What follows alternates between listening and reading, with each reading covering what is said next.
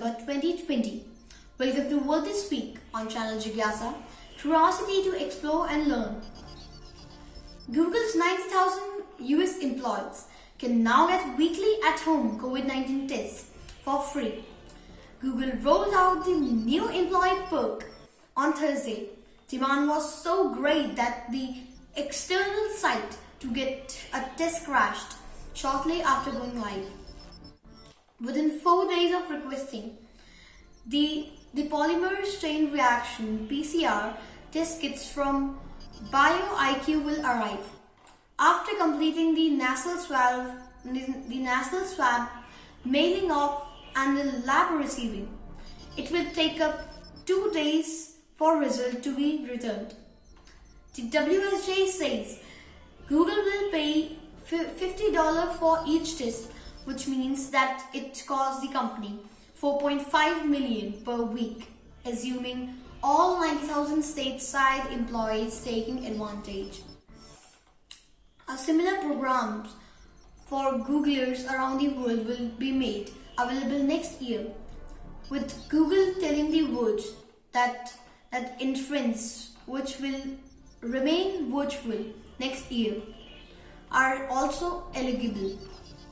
Google's COVID-19 test program is unique for covering all employees, including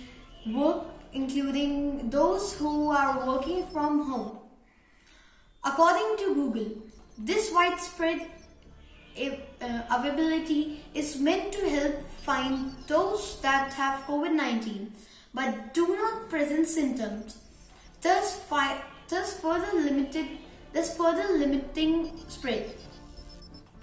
Google is recommending that employees take advantage of weekly testing.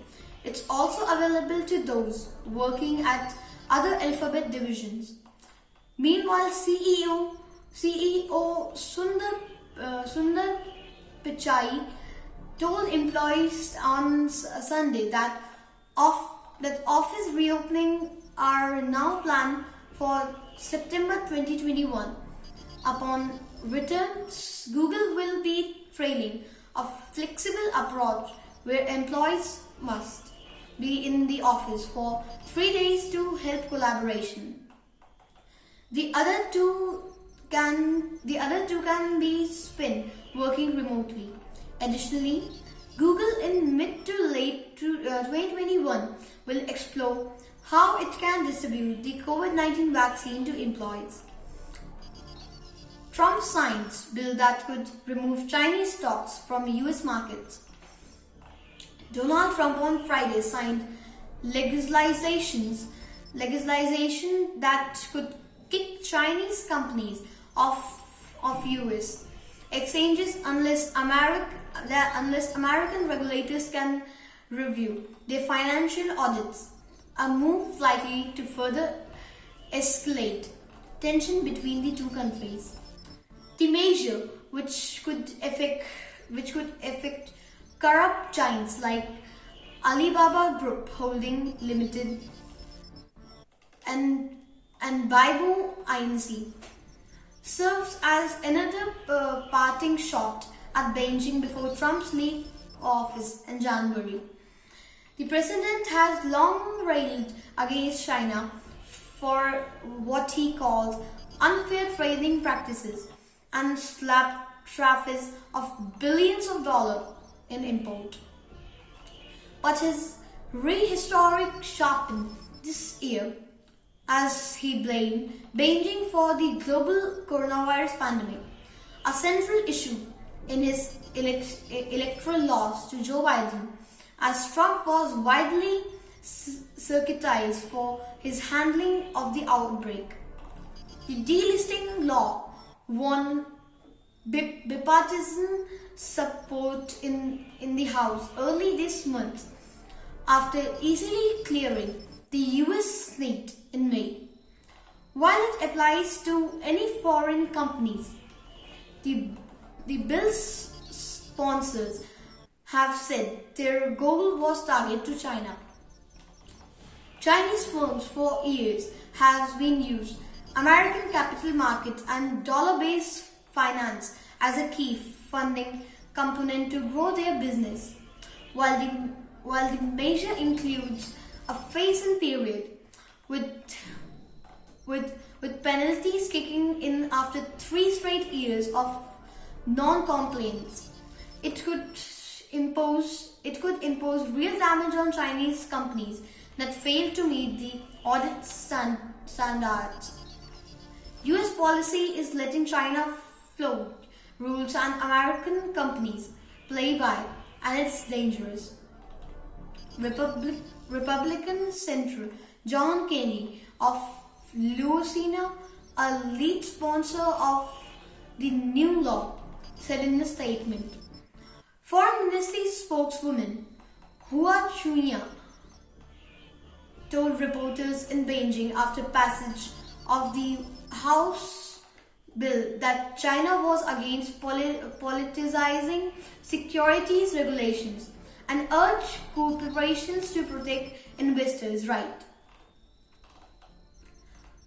Hack against US is grave threat, cybersecurity agency says.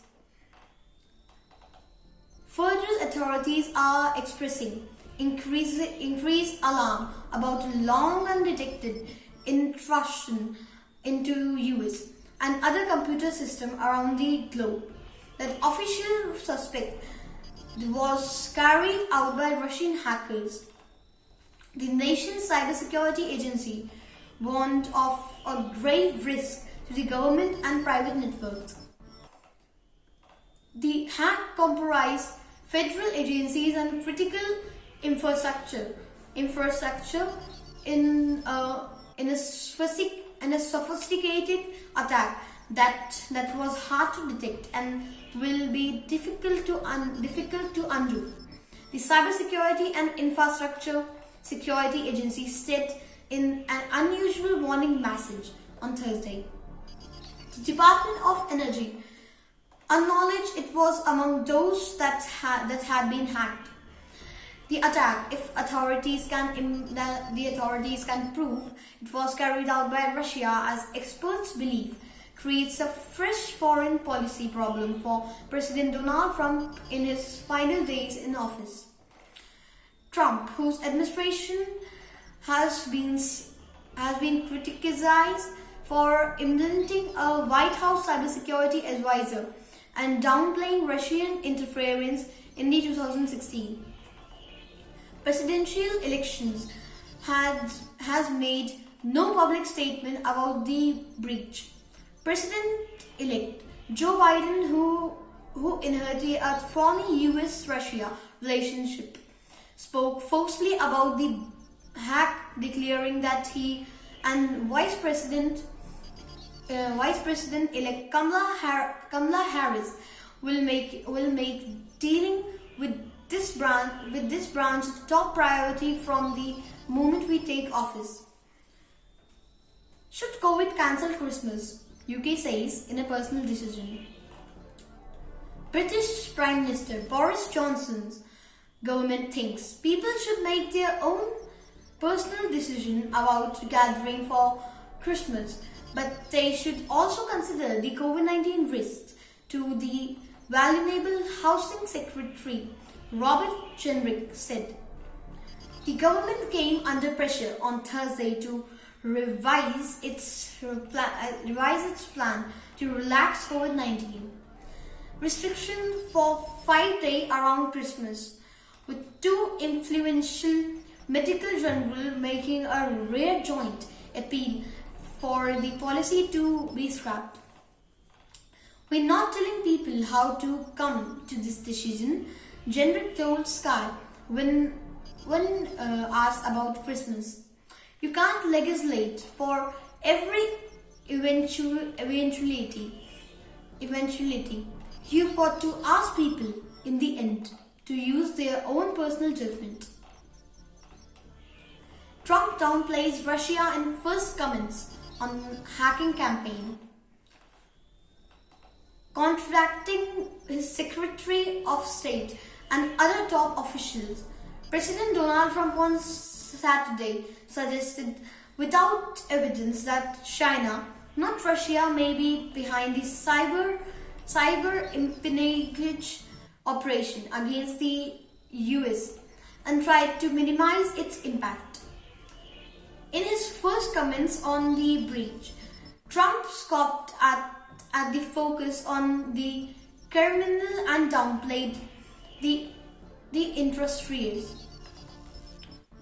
The interest rates, which the nation's cybersecurity agency has warned, posed a grave risk to government and private networks. The cyber hack is far greater in fake news media than in actuality. I have been fully briefed and everything is well under control, Trump tweeted. He also claimed the media are petrified of discussing the possibility that it may be China. There is no evidence to suggest that is the case. Secretary of State Mike Pompeo said late Friday that Russia was pretty clearly behind the operation against the US.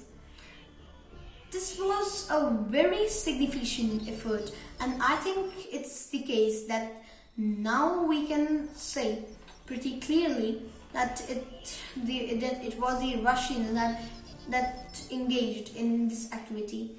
Pompeo said in the interview with radio talk show hosted by Mark Levin. Officials at White House had been prepared to put out a statement Friday afternoon that accused Russia of being the main actor in the hack, but were told at the last minute to stand down, according to the US officials familiar with the conversions, who spoke on condition of anonymity to discuss private deliberations. That's all for now. Thanks for watching. Please like and share my video and don't forget to subscribe my channel. And as you know, for more notifications, press the bell icon. Thank you.